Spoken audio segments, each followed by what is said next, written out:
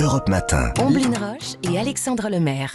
Et Fanny Marceau qui est avec nous Ça ce veut pas, ça veut matin. Également Anissé Mbida pour l'innovation. Bonjour Anissé.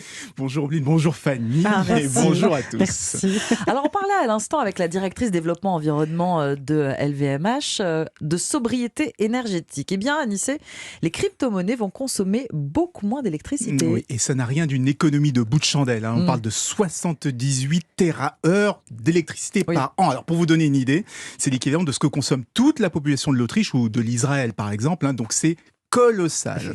Il faut savoir que les crypto-monnaies ne sont pas gérées par des banques ou par des gouvernements. Il n'y a pas d'autorité centrale pour valider qu'une transaction est légitime ou frauduleuse. C'est une tâche qu'on a confiée à des milliers et des milliers d'ordinateurs ultra puissants qu'on a répartis un petit peu partout sur la planète, qui passent leur temps à faire des calculs ultra complexes, donc ça nécessite des quantités folles d'électricité.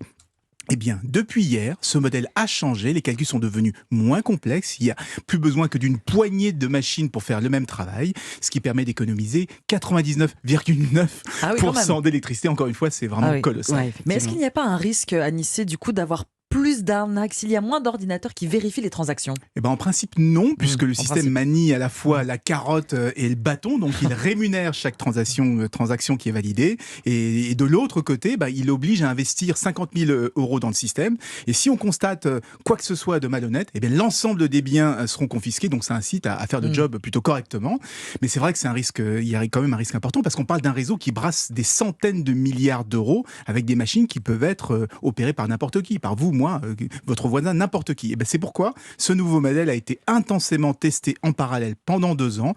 Et depuis hier, la bascule se semble plutôt bien se passer quand même. Et Anissé, toutes les crypto-monnaies ont basculé sur ce nouveau modèle ? Non, pour l'instant seulement l'Ethereum, qui est la deuxième crypto-monnaie la plus connue. Le Bitcoin, lui, fonctionne toujours sur l'ancien modèle. Et là, on parle d'une consommation de plus de 200 TWh par an. Là, c'est simple. Une seule transaction en Bitcoin, ça consomme autant d'électricité qu'un foyer moyen pendant un mois. Une seule transaction, alors qu'il y en a des milliers tous les jours. Et malheureusement, le Bitcoin n'a toujours pas d'idée, de temps, de date pour changer de modèle. Vous nous tenez au courant? Merci beaucoup Anissé Mbida. C'était l'innovation sur Europe.